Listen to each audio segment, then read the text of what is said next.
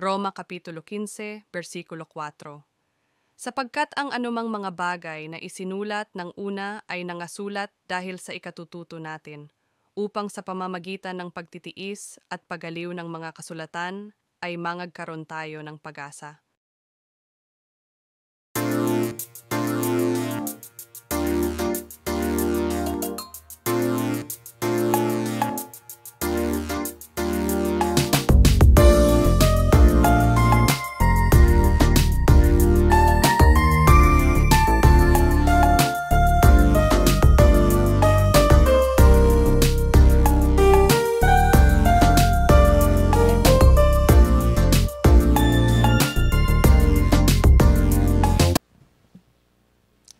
Amen. Good morning!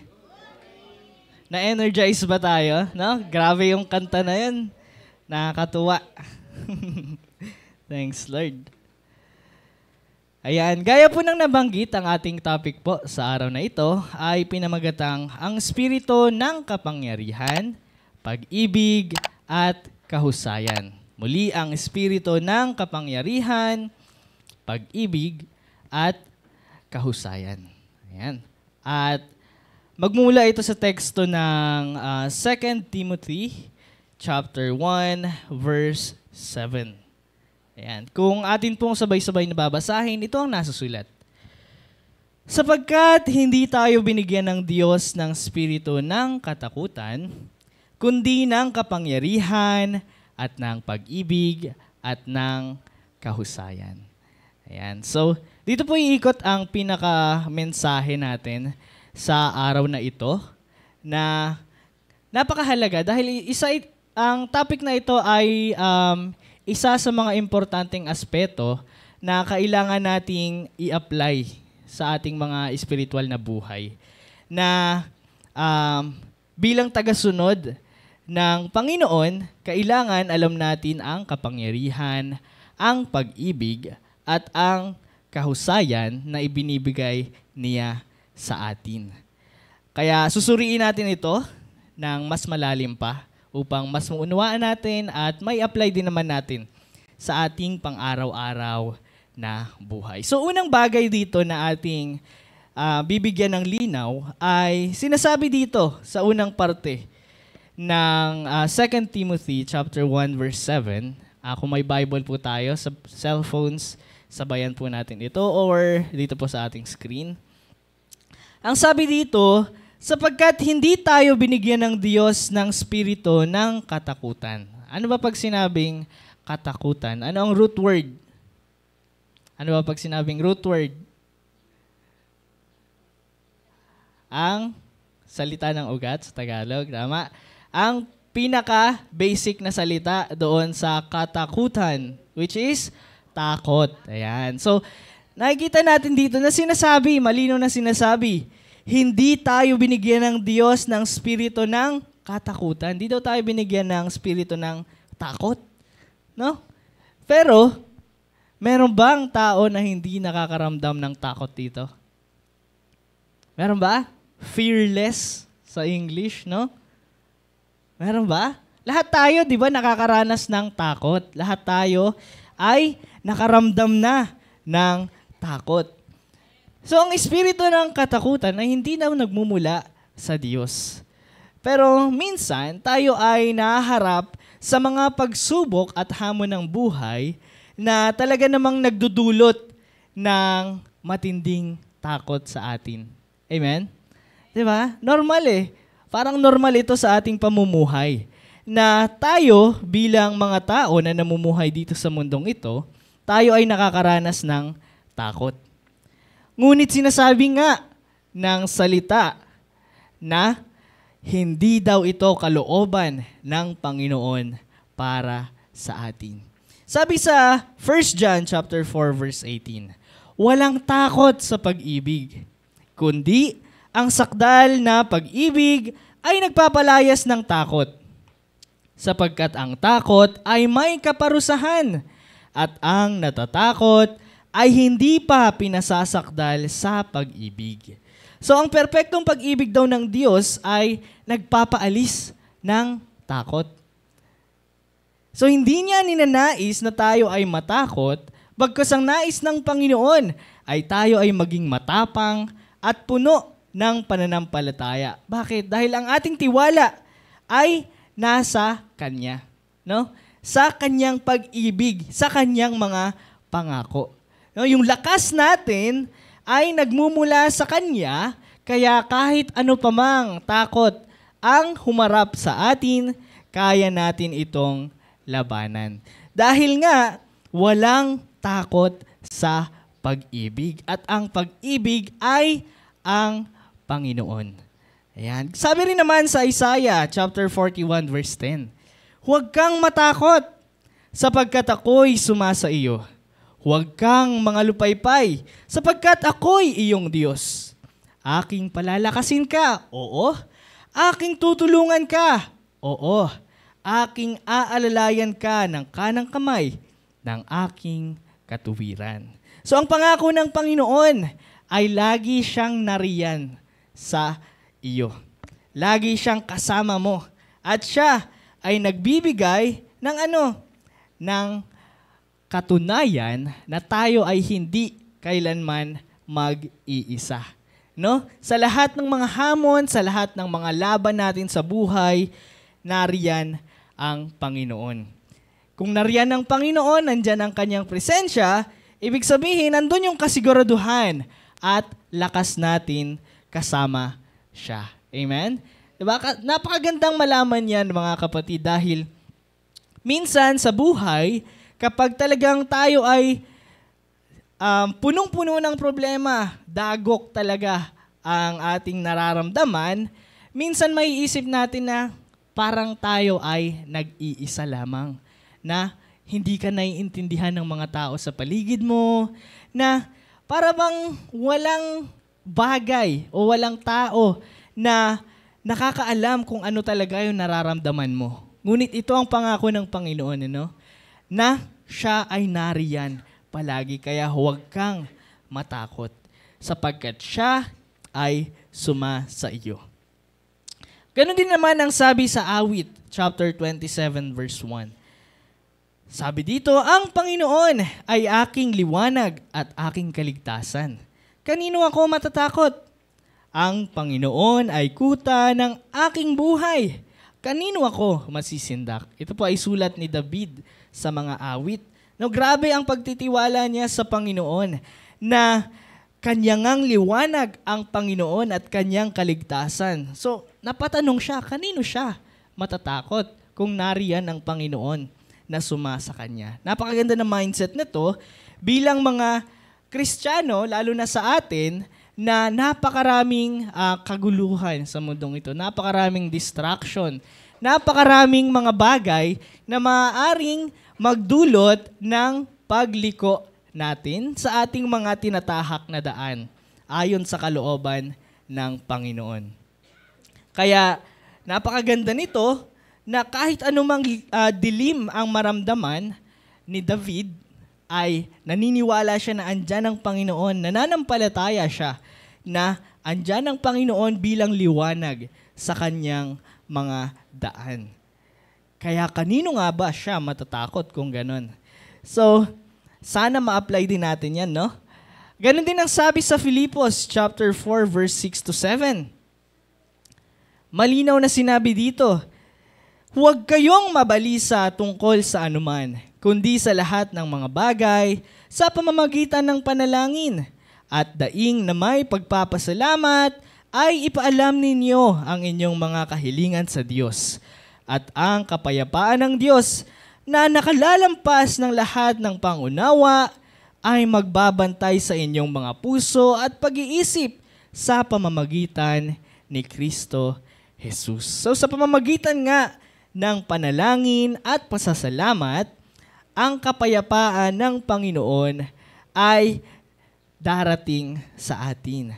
Nandyan ang Panginoon upang magbigay kalakasan sa atin at tayo naman ay tutulungan niya na magbantay ng ating mga puso at isipan sa kabila ng ating mga takot. So malinaw muli na sinasabi, mga kapatid, na ang espiritu ng takot ay hindi nagmula sa Panginoon. Kaya kung ikaw ay nakakaramdam ng takot, ayan ay dulot ng iyong sariling pag-iisip. And at the same time, mas pinapalawak at pinapalaki pa yan ng kalaban. No? So ano ang dapat nating gawin? Ikaw ay manghingi ng gabay sa Panginoon upang malaman mo kung paano talaga natin iyan malalabanan. And ganun din naman ang ating pag-uusapan sa araw na ito. Ito nga ang mga espiritu na ibinibigay ng Panginoon. Muli, balikan natin yung 2 Timothy chapter 1 verse 7. Sapagkat hindi tayo binigyan ng Diyos ng espiritu ng katakutan, kundi ng espiritu ng kapangyarihan at ng pag-ibig at ng kahusayan. So kapangyarihan, ano ba pag sinabing kapangyarihan? Ayan. Ano ang naiisip natin pag sinabing kapangyarihan? Magic? Ha? Ano? Yung mga sa Encantadia, brilyante, no? Kapangyarihan. Ganun ba ang kapangyarihan na sinasabi dito? Kailangan malinaw din naman sa atin ito, no? Na binigyan tayo ng Diyos ng kapangyarihan at hindi para gamitin ito sa pagyayabang, no? Kundi para maglingkod at magtagumpay ng naaayon sa kanyang pangalan at kanyang kalooban. Ayan. Sabi sa mga Gawa, chapter 1, verse 8. Datapwat tanggapin ninyo ang kapangyarihan pagdating sa inyo ng Espiritu Santo at kayo'y magiging mga saksi sa Jerusalem at sa buong Judea at Samaria at hanggang sa kahuli-hulihang hangganan ng lupa. So, sa pamamagitan ng kapangyarihan ng banal na Espiritu, nagiging mga saksi tayo ng Panginoon sa buong mundo. No, lalo na tayo dito. Tayo ay nagiging saksi dito sa Gumaok at sa buong Pilipinas din naman sa pamamagitan ng ating mga ginagawa. So tayo ay tinawag upang magpatotoo at magdala ng mabuting balita na nanggagaling sa Panginoon, no, na ipakilala ang Panginoon sa kanila.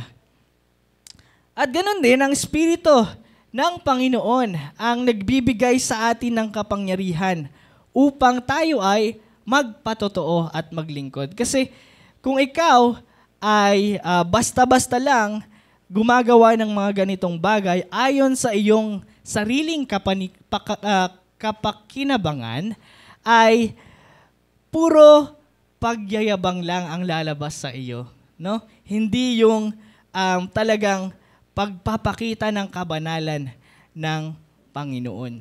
Kasi ito ay ibinibigay din naman sa atin upang magkaroon tayo ng kapangyarihan na maipakita kung paano tayo talagang nagbago. Kung baga, may kita ng ibang tao, mapapaisip sila, hala, hindi naman yung ganyan noon. No? O yung mga ibang testimonies na nakikita natin, yung iba nagmula sa kulungan, talagang nakagawa ng mga matinding kasalanan ayon sa batas ng tao.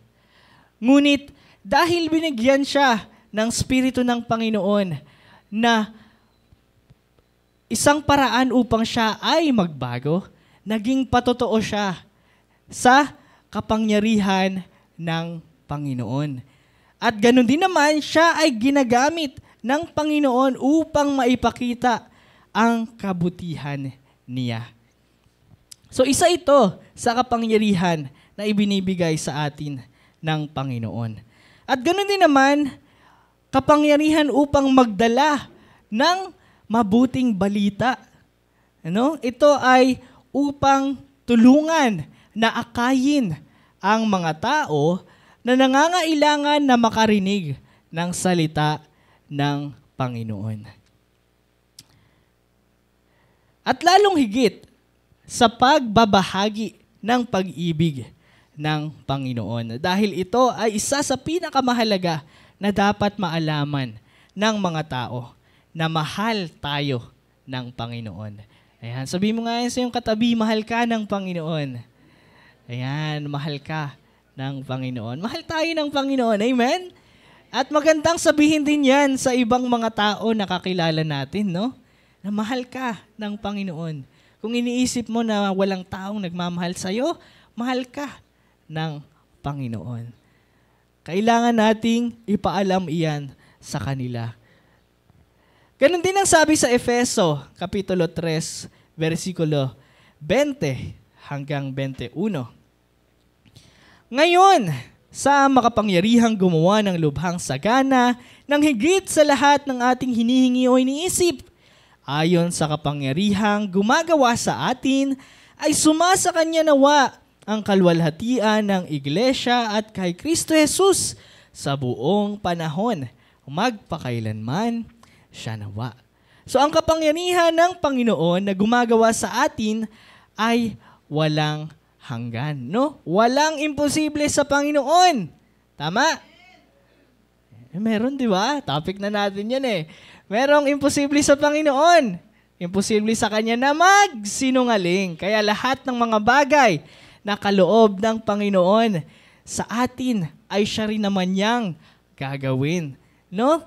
Ginawa niya tayo upang gawin ang mga kalooban niya na naayon sa ikabubuti rin naman natin. Kaya isa ito sa kapangyarihan na ibinigay niya sa atin, no? Na lagi siyang nariyan gumagawa ng mga bagay na lampas sa ating imahinasyon. O lagpas din naman sa ating mga hinihingi, no? More than that. Ang kanyang kapangyarihan ay gumagawa sa atin upang makapagbigay ng kalwalhatian sa kanya sa lahat ng panahon. Ayan. Ganun din ang sabi sa 2 Corinthians chapter 12 verse 9. At sinabi niya sa akin, ang aking biyaya ay sapat na sa iyo, sapagkat ang aking kapangyarihan ay nagiging sakdal sa kahinaan. Kaya't bagkus, magmamapuri ako ng higit na may malaking galak sa aking mga kahinaan upang manahan sa akin ang kapangyarihan ni Kristo. Sa tingin niyo mga kapatid, kapag ikaw ay nasa gitna ng kahinaan, ngunit nariyan pa rin yung lakas mo, kapangyarihan ba yun? No? Yes or no? Oo, di ba? Kasi nandyan yung power of perseverance. Na kahit ano pang maranasan mong problema, na kahit ano pang maranasan mong dagok sa buhay, alam mong malakas ang Panginoon sa iyong kahinaan. No? Kaya napakagandang isipin natin o tandaan natin na malakas ang Panginoon kapag tayo ay nakakaramdam ng kahinaan. So isa ito sa ibinibigay ng Espiritu ng kapangyarihan na nagmumula sa Panginoon. At ganun din ang sabi sa Isaiah chapter 40 verse 29 to 31. No, related din ito doon. Siya ay nagbibigay ng lakas sa mahina at walang kapangyarihan ay pinananagana niya sa kalakasan. Ang mga kabataan ay manghahapo at mga papagod. At ang mga binata ay mga lalata ng lubos. Ngunit silang nangaghihintay sa Panginoon ay magpapanibagong lakas. Sila'y paiilang lang na may mga pakpak na parang mga agila. Sila'y magsisitakbo at hindi mga papagod. Sila'y magsisilakad at hindi manghihina. So napakaganda na ang kapangyarihan ng Diyos ay nagbibigay sa atin ng bagong lakas. Lalong-lalo na sa landas na ating tinatahak habang tayo ay naririto sa mundong ito. Kasi, again, paulit-ulit nating sinasabi yan, na ang mundong ito ay puno ng kaguluhan, puno ng mga bagay na maaaring humatak sa atin upang tayo ay maligaw ng landas. Kaya dapat tayo ay magbantay at tayo ay manampalataya at tumiwala sa Panginoon sa lahat ng ating landasin na tinatahak. Ayan. So yan ang espiritu ng kapangyarihan na nagmumula sa Panginoon. Pangalawang bagay ay ang espiritu ng pag-ibig. Ito rin naman ay nagmumula sa Panginoon at ito ay pinakadakilang puwersa na ating mararanasan dito sa mundong ito. Ibinigay ng Panginoon sa atin ang kanyang pag-ibig upang mahalin natin ang ating kapwa at maging mga anak ng liwanag. No? Ibig sabihin, ang pag-ibig na ibinibigay sa atin ng Panginoon ay nagiging liwanag din naman sa mga tao na pinagbibigyan natin niyan, lalo na kung sila ay nakakaranas ng kadiliman. Juan chapter 13 verse 34 to 35. Isang bagong utos ang sa inyo'y ibinibigay ko, na kayo'y mangag-ibigan sa isa't isa, na kung paanong iniibig ko kayo, ay mangag-ibigan naman kayo sa isa't isa.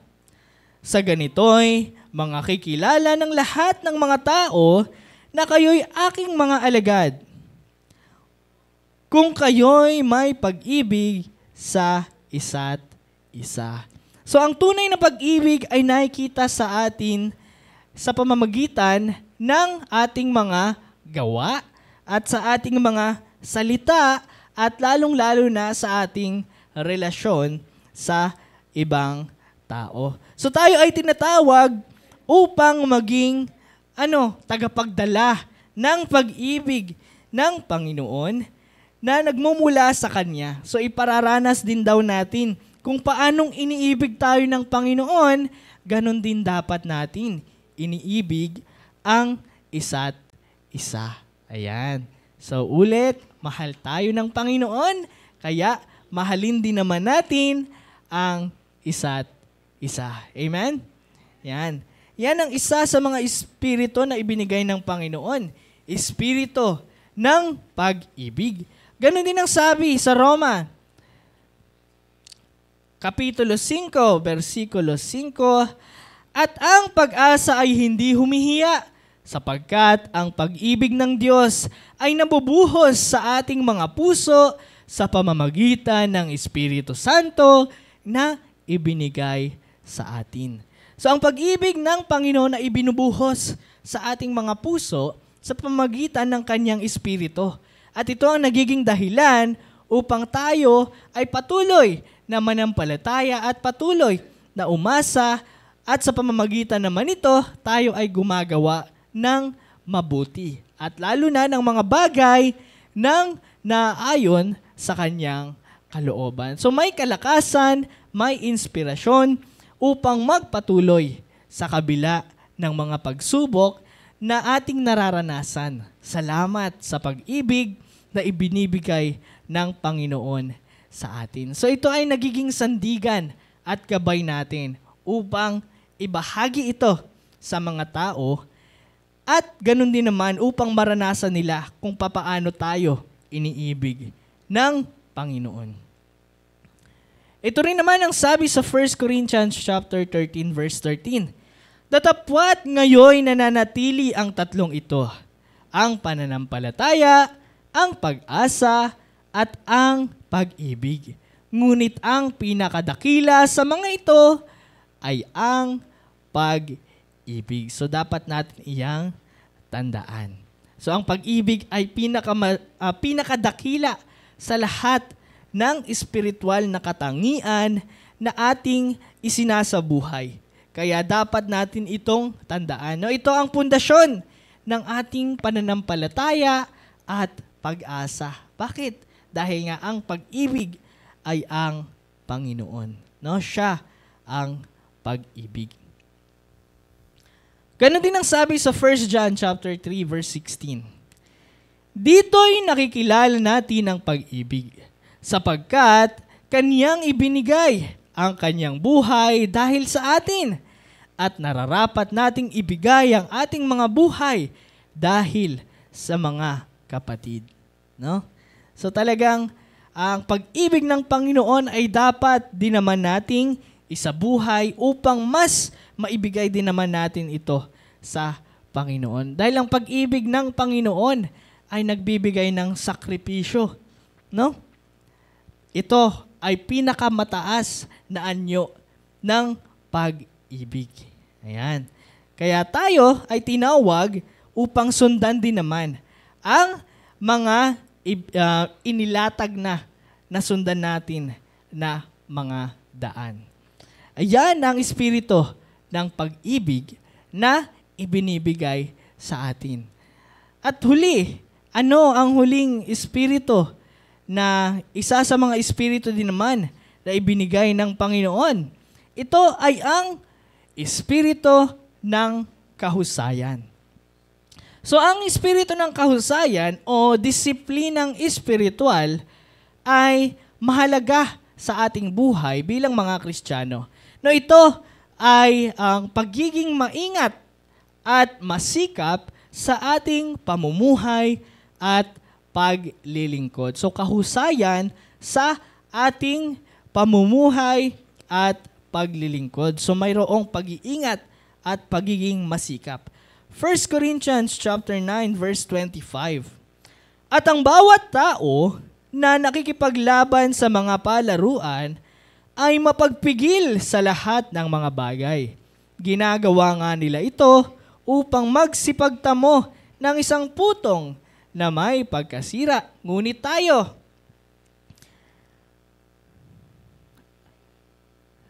tayo'y niyaong walang pagkasira. Yung putong daw na mapapanalunan natin ay hindi nasisira. Dahil ito nga ay ang pag-asa na ibinibigay sa atin ng Panginoon, no? Ang buhay na walang hanggan. So ang pagiging disiplinado at masikap ay isang paraan upang maipakita ang espiritu ng kahusayan. Ito naman ay nagdudulot ng pagbibigay ng pananampalataya upang tayo ay makarating hanggang dulo. At ito nga ay nagdudulot ng walang hanggang gantimpala. Kaya tayo ay tinawag upang magpatuloy sa pag-abot sa ating layunin na maging kaaya-aya sa Panginoon. Dahil siya ay banal, dapat din naman naisin natin na tayo ay maging banal. Amen? Ayan. Ganun din naman ang sabi sa 2 Peter chapter 1 verse 5 to 7. Oo, at dahil din dito, sa pagkaragdag sa ganang inyo ng buong sikap, ay ipamahagi ninyo sa inyong pananampalataya ang kagalingan o kahusayan. At ang kagalingan ay ang kaalaman, at sa kaalaman ay ang pagpipigil, at sa pagpipigil ay ang pagtitiis, at sa pagtitiis ay ang kabanalan. At sa kabanalan ay ang mabuting kalooban sa kapatid, at sa mabuting kalooban sa kapatid ay ang pag-ibig. So dikit-dikit pala ito, no? Kapag ikaw ay may kahusayan, mayroon kang disiplina. Kapag mayroon kang disiplina, mayroon kang kaalaman. Meron kang kagalingan, meron kang kaalaman. Kung ikaw ay may kaalaman, meron kang pagpipigil. Kung ikaw ay may pagpipigil, meron kang pagtitiis. At kung meron kang pagtitiis, meron kang kabanalan. At kung meron kang kabanalan, mayroon kang mabuting kalooban sa kapatid. At kung meron kang mabuting kalooban sa kapatid, ay mayroon kang pag-ibig. So, sanga-sanga siya. No? Parang puno na nagsisimula ito sa kahusayan, spirito ng kahusayan. So, ang pagpapalago ng ating pananampalataya ay nagdaragdag ng kabutihan, ng kaalaman, ng pagpipigil, ng pagtitiis, ng kabanalan, at higit sa lahat ng pag-ibig. Yan. At kung nariyan ang pag-ibig sa atin, nariyan ang Panginoon. Ayan. So magiging ganap tayo ayon sa kalooban ng Panginoon at humaharap tayo sa Panginoon na naaayon sa kanyang kabanalan. So, yun ang mga espiritu na dapat nating tandaan na ibinibigay sa atin ng Panginoon. Hindi ang espiritu ng katakutan, kundi ng espiritu ng kapangyarihan at ng pag-ibig at ng kahusayan. So sa ating paglalakbay dito sa mundong ito, no, tandaan natin ang mga bagay na ito na lagi nating alalahanin na hindi tayo binigyan ng takot. So kung ikaw ay nakakaramdam ng takot, hindi yan nagmula sa Panginoon. So kung meron kang bagay na hindi nagmula sa Panginoon, naisin mo na maalis yan ayon sa kalooban niya. So hingin mo ang kalakasan na laging nariyan na ibinibigay ng Panginoon kapag tayo ay nanghihina. So magtiwala tayo sa kanyang kapangyarihan at pag-ibig at magpatuloy tayo sa paggawa ng mabuti para sa kanyang kalwalhatian. Kaya magandang umaga sa Panginoon at magandang umaga sa ating lahat. Nawa po ay may apply natin ito sa ating pang-araw-araw na buhay. Maraming salamat po. Amen.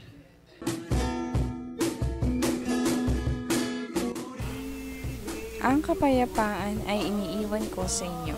Ang aking kapayapaan ay ibinibigay ko sa inyo. Hindi gaya ng ibinibigay ng sanglibutan ang ibinibigay ko sa inyo. Huwag magulumihana ng inyong puso, ni matakot man.